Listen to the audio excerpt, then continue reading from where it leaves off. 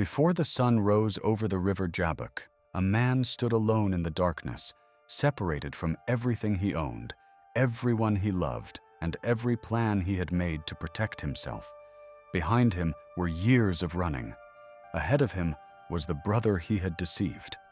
And somewhere in the silence between the two, Jacob found himself face to face with a mystery he could not escape. He had crossed rivers before. He had crossed borders. He had crossed deserts, family lines, and moral lines. But this crossing was different. This was not merely the movement of a man from one side of a stream to another.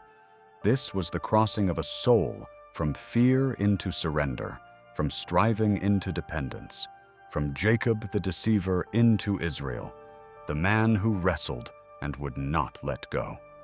All his life, Jacob had been reaching from the womb, reaching for a birthright, reaching for a blessing, reaching for safety, reaching for wealth, reaching for a future he believed he had to secure with his own hands. But on this night, beneath the wide and watchful sky, there would be nothing left for him to grasp except God. And before morning came, Jacob would leave that place with a wound in his body, a new name over his life, and a blessing he could never have stolen by deception. The limp would not be the mark of defeat. It would be the sign that he had finally met the one he had been running toward all along. The story begins long before the river Jabbok.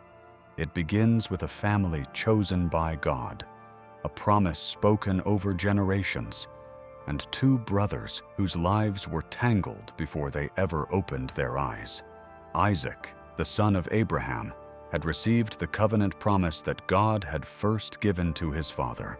Through Abraham's family, all the families of the earth would be blessed. This promise was not small, it was not private. It carried the future of nations, the unfolding of redemption, and the faithfulness of God across centuries not yet born. But in Isaac's house, the promise entered a place filled with human weakness. Isaac's wife, Rebekah, had been barren. For years there were no children, no heirs, no visible continuation of the promise. In the ancient world, this was not only a private sorrow. Children carried memory, inheritance, labor, protection, and the hope of a family's future.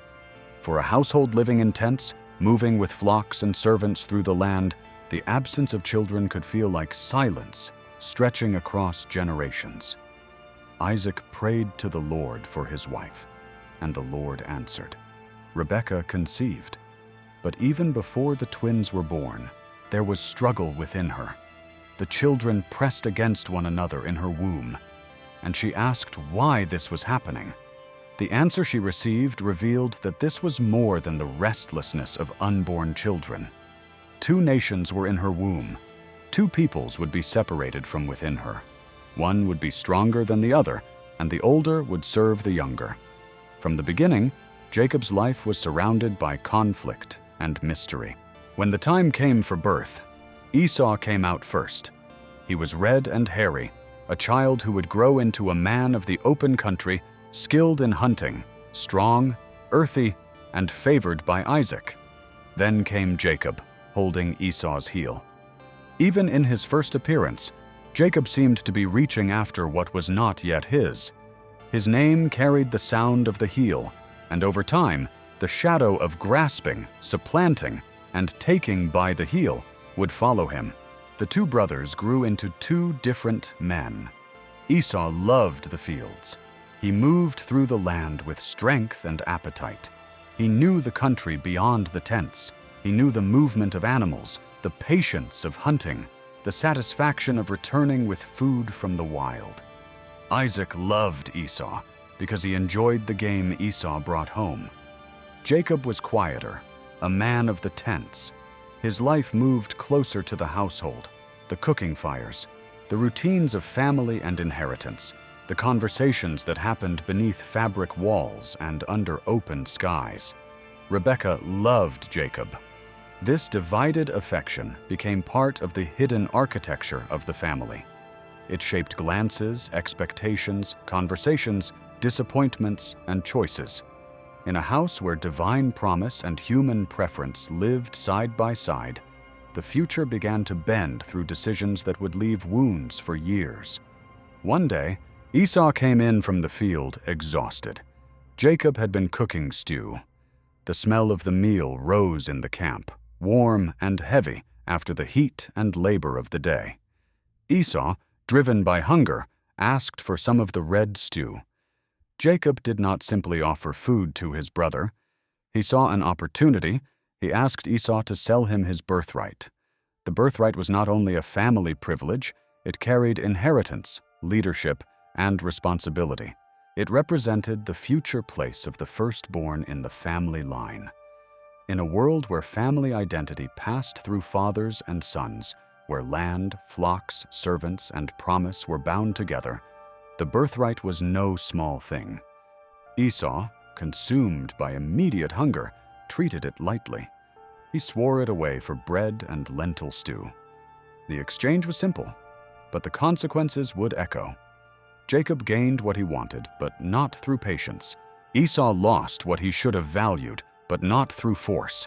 One brother grasped, the other despised, and the family moved forward with a fracture beneath the surface. Years later, when Isaac was old and his eyes had grown dim, the deeper wound came. Age had settled over Isaac's body.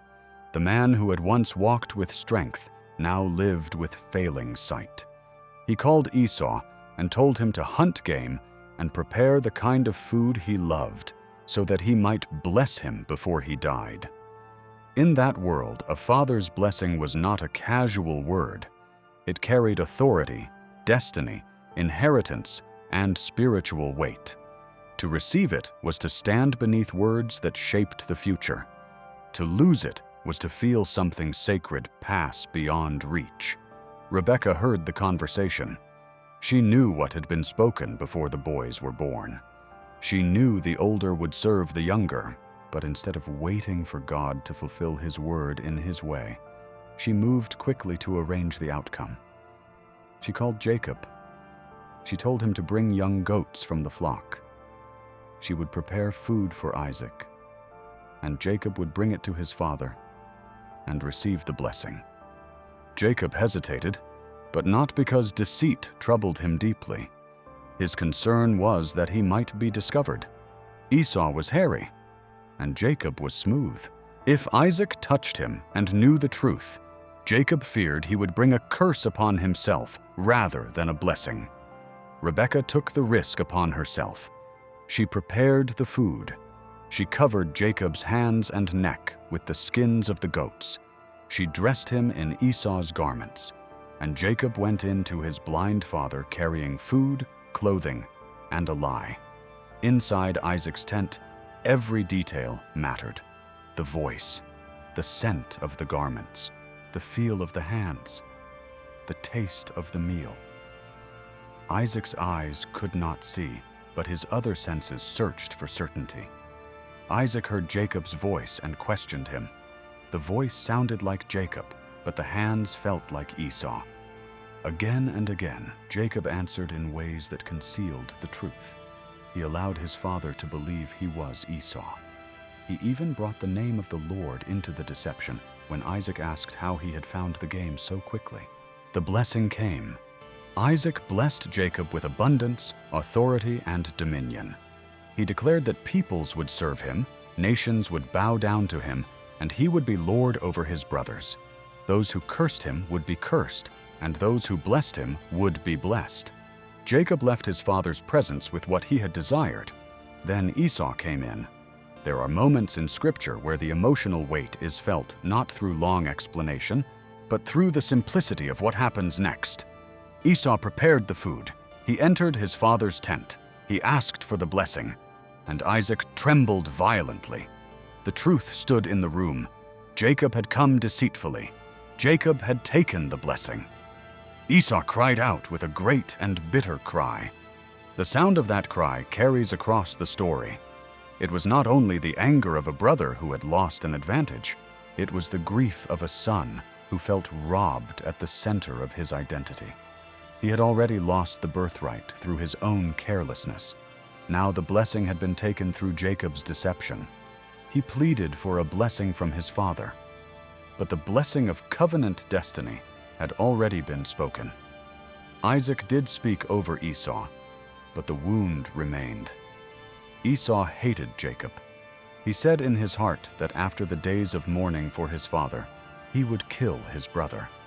And so Jacob, the man who had grasped the blessing, could no longer stay in the house where he received it. Rebekah urged him to flee to her brother Laban in Haran. She believed it would only be for a little while until Esau's anger passed. But the consequences of deception often last longer than the deceiver imagines. Jacob left home with the blessing, but without peace. He had the promise, but he also had exile. He had secured the future, yet he had lost the safety of the present. He walked away from his father's tents, away from his mother, away from Esau's anger, and into the unknown. The land stretched before him with open spaces, rough paths, and uncertain nights. Jacob was not leaving as a triumphant heir surrounded by celebration. He was leaving as a fugitive, carrying the blessing, but also the burden of how he had obtained it. Every step away from home was also a step deeper into the consequences of his own choices. It was on that first journey into exile that Jacob stopped for the night at a certain place. With the open sky above him and a stone beneath his head, he slept. No family tent covered him. No household fire warmed him. No mother's voice reassured him. He was alone on the ground, between the home he had lost and the future he did not yet understand. There, God met him in a dream.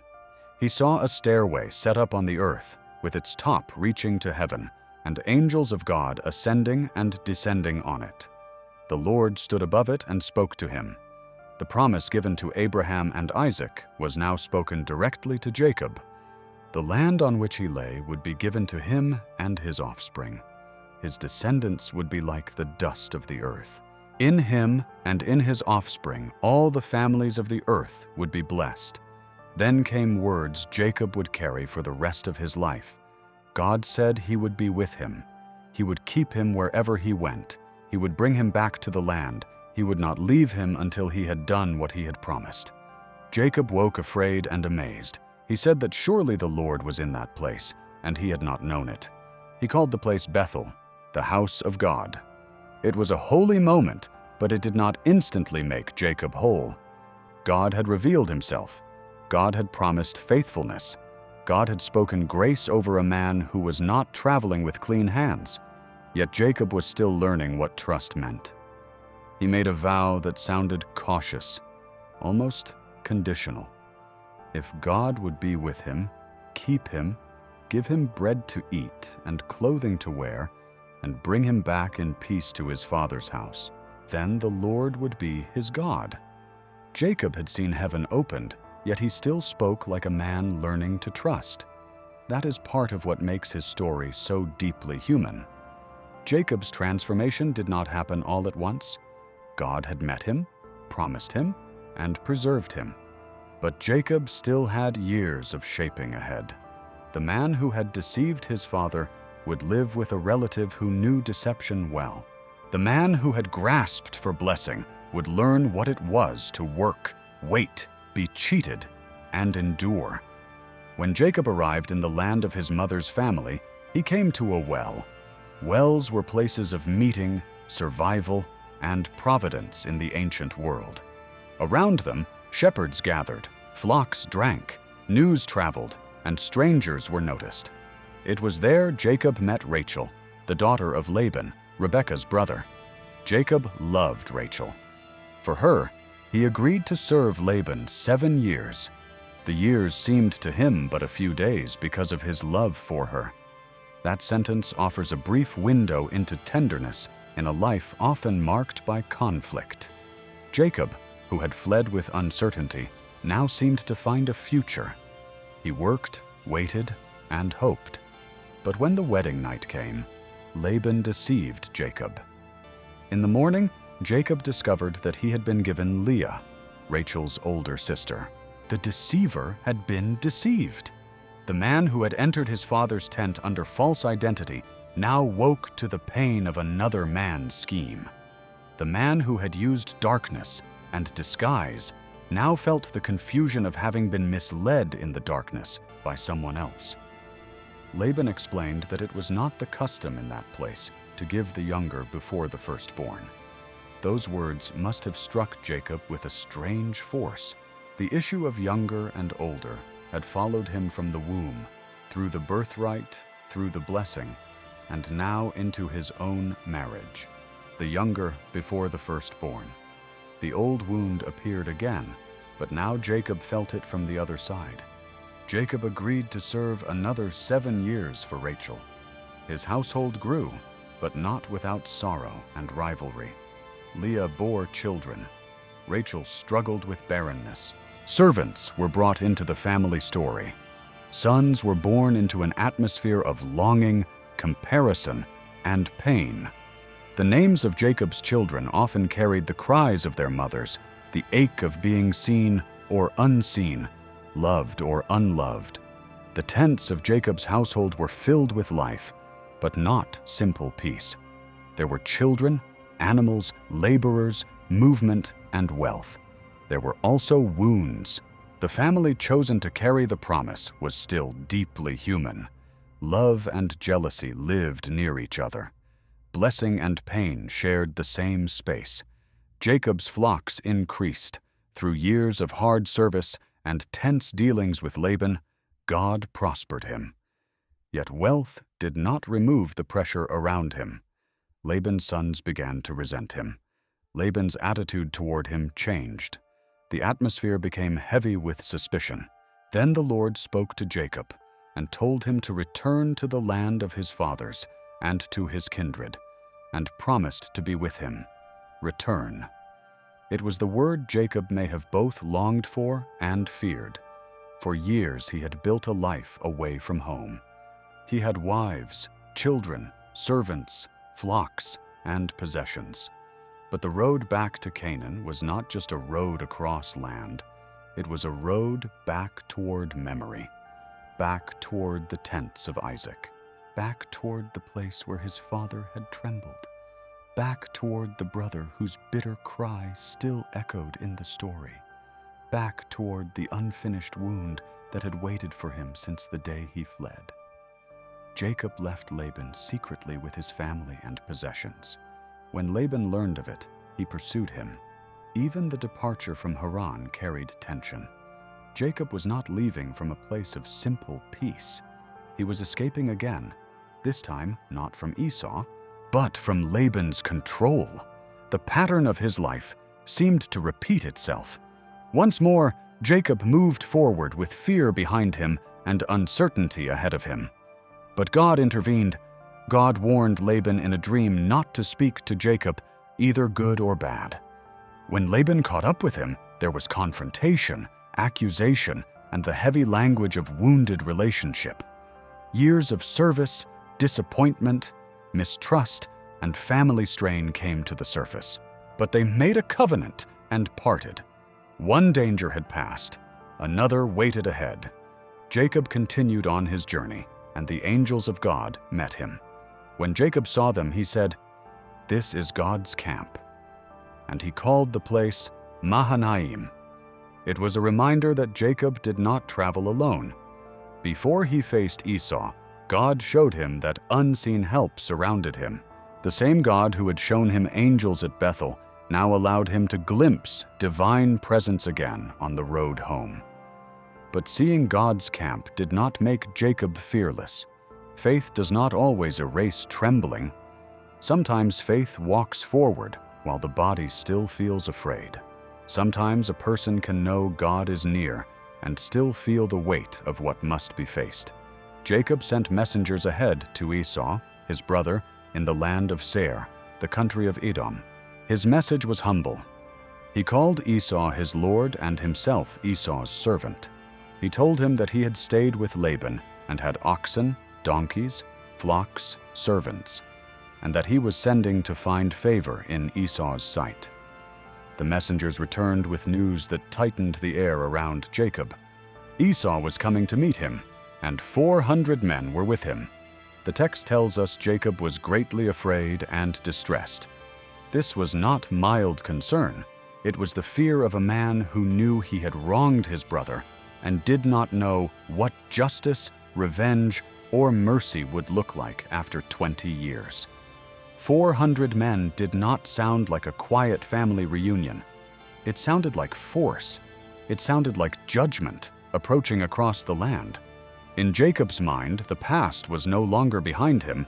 It was coming toward him. He could not undo the day he deceived Isaac. He could not give Esau back the moment of blessing. He could not erase the bitterness that had driven him away from home. All he could do was face what remained. Jacob divided the people who were with him, along with the flocks, herds, and camels, into 2 camps. He thought that if Esau came to one camp and attacked it, the other might escape. Even now, Jacob was planning, arranging, calculating. He was not passive. He did what he knew to do. But beneath the strategy was fear. The man who had spent years surviving through intelligence and caution now felt the limits of every plan. Then Jacob prayed. His prayer was one of the most honest moments of his life. He called upon the God of his father Abraham and the God of his father Isaac. He remembered that the Lord had told him to return to his country and kindred, and that God would do him good. Then he confessed something that revealed the beginning of humility. He said he was not worthy of the least of all the steadfast love and faithfulness God had shown him. When he crossed the Jordan years before, he had only his staff. Now he had become 2 camps. Jacob could see the evidence of God's mercy. He could measure the distance between the lonely man who left Canaan with nothing and the man returning with a large household. But gratitude did not remove danger. So he pleaded with God to deliver him from the hand of his brother, from the hand of Esau. He admitted that he feared Esau would come and strike him, the mothers with the children. Then Jacob reminded God of his promise, that he had said he would surely do him good and make his offspring as the sand of the sea, too many to be numbered. This was not the prayer of a man pretending to be strong. It was the prayer of a man who had finally begun to understand that blessing was not something he could secure by cleverness alone. He needed mercy. He needed protection. He needed the God who had found him at Bethel to be with him at Jabbok. After the prayer, Jacob prepared a gift for Esau: goats, sheep, camels, cows, bulls, donkeys, and their young. He divided them into separate droves and sent them ahead, one after another, with space between them.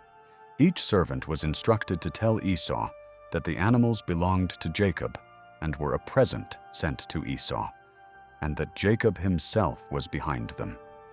It was a carefully arranged act of appeasement. Jacob hoped to soften Esau's face before seeing him.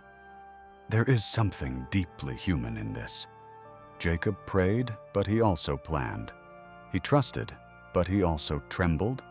He believed the promise, but he still tried to prepare the path of reconciliation with gifts. His faith was real, but it was not yet free from fear. That night, Jacob rose and took his 2 wives, his 2 female servants, and his 11 children, and crossed the ford of the Jabbok. He sent them across the stream. He sent across everything he had. Then Jacob was left alone. Those words are simple, but they open one of the most mysterious scenes in Scripture. Jacob was left alone. No servants around him, no flocks surrounding him, no children calling for him, no wives near him, no gifts to arrange, no camps to divide, no human shield between him and the unknown. Everything that could be sent away had been sent away. Everything that could distract him had crossed to the other side. The man who had spent much of his life managing people, outcomes, and advantages now stood in the darkness with nothing left to manage but his own soul. The Jabbok flowed nearby, cutting through the night like a boundary between what had been and what was coming. The sound of water may have been the only steady thing in that hour, moving over stones while Jacob stood beneath the sky, surrounded by silence. Behind him was Laban. Ahead of him was Esau. But in the night, someone else came. The scripture says a man wrestled with him until the breaking of the day. It does not begin by explaining who the man was. The mystery is part of the weight of the scene. In the dark, Jacob was seized into struggle. The man who had wrestled with his brother before birth, wrestled with his father through deception, wrestled with Laban through years of conflict, now wrestled through the night with a figure he did not fully understand. No long speech introduces the moment. No audience surrounds it. No army witnesses it. The most important transformation of Jacob's life happens in hiddenness, when he is alone. The struggle lasted until dawn. That detail matters. This was not a brief encounter. It was not a passing vision. It was an endurance of body, will, fear, and mystery. The night stretched on. The hours must have seemed endless. Every movement of the struggle pressed Jacob to the edge of his strength. The man who had spent his life holding on was now held in a contest he could not control. Jacob had been strong in his own way. Not like Esau, perhaps, not with the strength of the hunter or the man of the field. Jacob's strength had been persistence, calculation, survival, and endurance. He knew how to wait. He knew how to work. He knew how to negotiate. He knew how to find advantage. But now his old strength was caught in a struggle where none of those things could deliver him. The night gave him no explanations, only the struggle. There are seasons in life that feel like that. Not every dark night comes with immediate understanding. Not every trial explains itself while it is happening. Sometimes a person can only hold on, breath by breath, not yet knowing whether the struggle is an enemy to escape or a mercy too deep to recognize. Jacob wrestled until the breaking of the day, and still he would not release him. As the darkness began to thin and the first suggestion of morning approached, the man saw that he did not prevail against Jacob. Then he touched Jacob's hip socket, and Jacob's hip was put out of joint as he wrestled with him. One touch. After hours of struggle, one touch revealed the truth. Jacob had not been wrestling an ordinary opponent. The one who allowed the struggle also had the power to end Jacob's strength in a moment. There is a strange mercy in that touch. Jacob's strength was wounded, but his life was preserved. His self-reliance was broken, but his grip became more desperate. The injury did not cause him to let go. It showed him that what he needed could not be won by strength. He could no longer stand as he had stood before. He could no longer rely on the old force of Jacob, but still he clung. Then the man said, "Let me go, for the day has broken." And Jacob answered, "I will not let you go unless you bless me." There, at last, the whole story of Jacob's life seems gathered into one sentence. Bless me. He had wanted blessing since the beginning. He had reached for it in the womb. He had purchased the birthright from Esau. He had taken the blessing from Isaac through deception. He had worked under Laban's schemes and built a household. He had arranged gifts to gain favor. He had pursued, endured, bargained, planned, and fought. But now he asked directly. No disguise, no borrowed clothing, no goatskins on his hands, no father's blindness to exploit, no brother's hunger to use, no clever bargain, no manipulation. Only Jacob, wounded in the dark, clinging to the mysterious man and refusing to release him without blessing. The man asked him, "What is your name?" It was not because the man lacked knowledge. In Scripture, questions from God often uncover the person being questioned. Adam had been asked where he was. Cain had been asked where his brother was. Now Jacob was asked his name. Years earlier, when Isaac asked who he was, Jacob had said, "I am Esau, your firstborn." Now, in the darkness near the Jabbok, he had to answer truthfully. Jacob. He said his own name, the heel-grabber, the supplanter, the striving one, the man whose story had been marked by grasping. To receive the new name, he first had to confess the old one. Then came the word that changed him. The man said that his name would no longer be called Jacob, but Israel, because he had striven with God and with men, and had prevailed. Israel, a new name at the edge of morning. It did not erase Jacob's past, but it redefined his future. His life would no longer be understood only by the wound of grasping. It would now be marked by encounter. He had struggled with God and with men, and his prevailing was not the triumph of human strength. It was the strange victory of a wounded man who would not let go of God. Jacob then asked for the man's name, but the answer did not satisfy curiosity. The mystery remained. Jacob received what he had asked for, but not full explanation. He was given blessing, not control. He was given a name, not mastery over the one who named him. And there, in that place, he was blessed. Jacob called the name of the place Peniel, saying that he had seen God face to face, and yet his life had been delivered. The sun rose upon him as he passed Penuel, limping because of his hip. That image is unforgettable.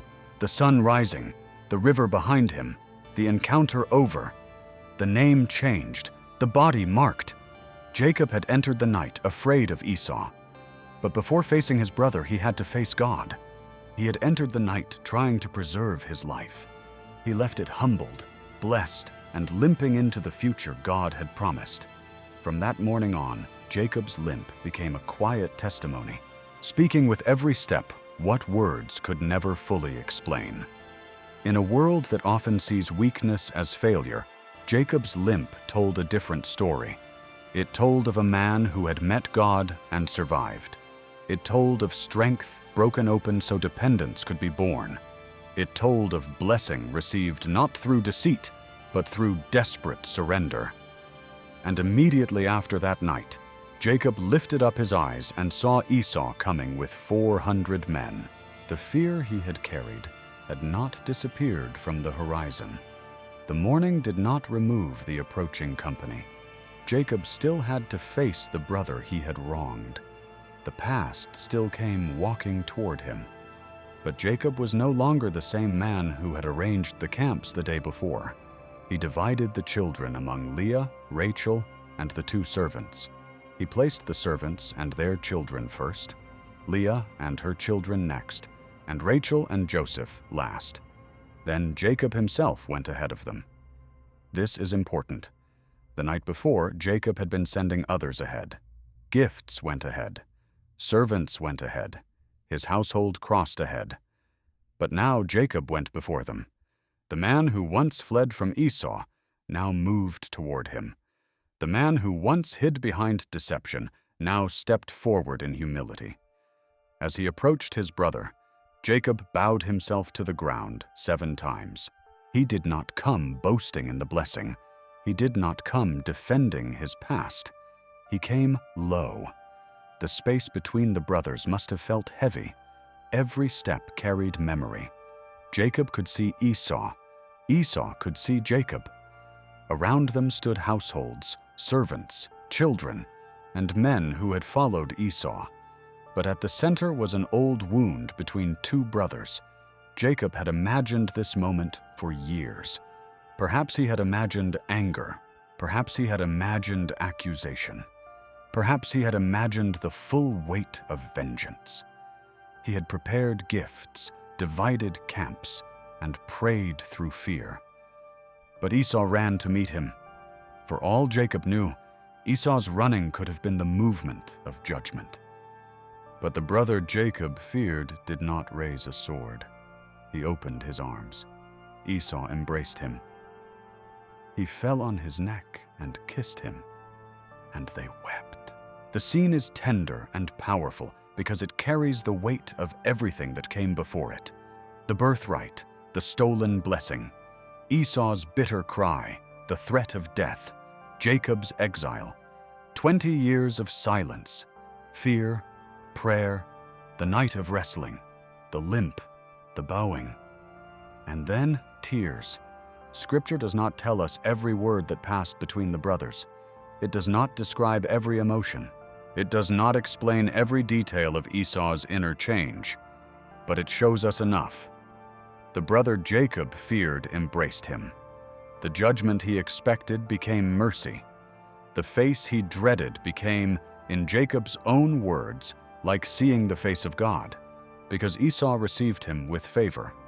Jacob urged Esau to accept the gift he had sent ahead. At first, Esau refused, saying he had enough. Jacob insisted. He said that God had dealt graciously with him, and that he had enough. Those words show another change. Jacob could say he had enough. The man who spent his life reaching could now speak from abundance, not merely of possessions, but of grace. He had been given more than survival. He had been given mercy from God and reconciliation with his brother. This does not mean every wound in the family vanished. Scripture is honest enough not to turn human history into something overly simple. Jacob and Esau did not become constant companions after this. Their paths still had differences. Their descendants would have their own histories. But on that day, the meeting that Jacob feared became a moment of unexpected peace. Jacob continued his journey and eventually came safely to the land. The God who had promised at Bethel to bring him back had done exactly what he said. But Jacob returned changed. He left home as a man running from the consequences of his own deception. He returned as Israel, marked by struggle, preserved by mercy, and humbled before both God and his brother. The night at the Jabbok is not only a dramatic moment in the life of one man. It is a window into the way God works with flawed people. Jacob was not chosen because he was simple, pure, or easy to admire. His life was complicated. He deceived and was deceived. He loved and struggled. He feared and prayed. He believed, but often imperfectly. He carried the promise, but he did not always carry it with maturity. And yet God did not abandon him. At Bethel, God met him when he was fleeing. At Haran, God prospered him while he was serving under Laban. At Mahanaim, God reminded him that he was not alone. At Jabbok, God confronted him in the deepest night of his fear. There is a pattern here that many people understand, even centuries later. Sometimes the most important encounters with God do not come when life feels settled. They come at the crossing places, when one season has ended, but the next has not yet begun, when the past is behind us, but not resolved, when the future is ahead of us, but not safe, when we have done all we know to do, prayed all we know to pray, arranged all we know to arrange, and still find ourselves alone in the dark. Jacob's night teaches that the place of fear can become the place of transformation. He feared Esau, but the deeper struggle was not only with Esau, it was with who Jacob had been. It was with the habits that had shaped him. It was with his need to control outcomes. It was with his desperate hunger for blessing and his old belief that he had to seize it by his own schemes. God did not merely give Jacob comfort that night. He gave him a confrontation. He gave him a wound. He gave him a new name.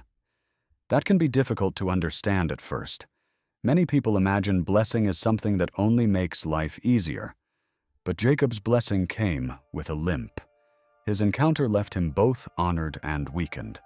He gained a name, but lost the old confidence in his own strength. And that may be one reason the story endures. Because there are blessings that do not feel like ease when they first arrive. There are mercies that humble us.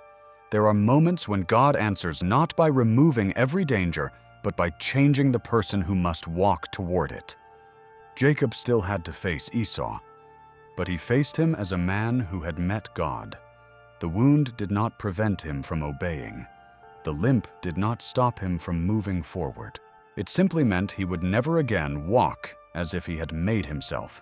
From that day forward, every step reminded him. Every step said, "You were spared." Every step said, "You were named." Every step said, "You did not win by strength. You prevailed by holding on." There is a deep comfort in knowing that God can work with people who are still becoming. Jacob was not transformed in a single clean line. His life had turns, failures, fears, and complicated family pain. Yet God's promise was stronger than Jacob's weakness. God's faithfulness was not defeated by Jacob's flaws. The covenant moved forward not because Jacob mastered the story, but because God remained faithful to his word. This does not excuse Jacob's deception. Scripture does not ask us to admire his wrong choices. The pain in Isaac's house was real. Esau's bitter cry was real. The exile was real. The long consequences were real. But Scripture also shows that human failure is not the end when God is at work. Jacob's story is not a celebration of manipulation. It is a testimony of mercy. It shows a man slowly brought from grasping to clinging, from deception to confession, from fear to humility, from Jacob to Israel. And perhaps that is why the question in the night matters so much. What is your name? Not because God did not know, but because Jacob needed to say it. He needed to stand before the presence of God without disguise. He needed to stop wearing another man's identity. He needed to stop pretending that blessing could be stolen without cost. He needed to bring his true self into the place where true blessing could be given. Only then did the new name come. There are moments in life when the most honest prayer is not polished or impressive. It is simply the wounded grip of a soul that says, "I will not let go unless you bless me. Not bless me because I have earned it. Not bless me because I have succeeded. Not bless me because I have no past. But bless me because without you, I cannot cross into what comes next." Jacob's night ended with sunrise. That detail feels gentle after so much struggle. Darkness did not have the final word. Fear did not have the final word. Exile did not have the final word. Even Jacob's old name did not have the final word. The sun rose upon him. He limped into mourning. And the brother he feared became the brother who embraced him. If this story has spoken to something in your own journey, consider subscribing, liking this video, and sharing in the comments what part of Jacob's night at the Jabbok stayed with you. And when you are ready, there are more cinematic biblical stories here to continue the journey. The story of Jacob at the Jabbok leaves us with no simple image of faith as a life without struggle. Instead, it gives us something more honest and more lasting. A man alone in the night, a hidden encounter, a wound that became a witness, a name that carried destiny, and a sunrise after the longest darkness. Jacob wanted blessing, and God gave it to him. But God gave it in a way that changed the man who received it. He did not allow Jacob to remain only the heel grabber, the planner, the fugitive, the frightened brother trying to survive the consequences of his past. He made him Israel, the one who struggled with God, the one who held on, the one who walked away limping but blessed. And sometimes, the holiest evidence that God has touched a life is not that the person walks without scars, without weakness, or without memory. Sometimes the evidence is that they are still walking, humbled, changed, held by mercy, and moving toward the morning God promised.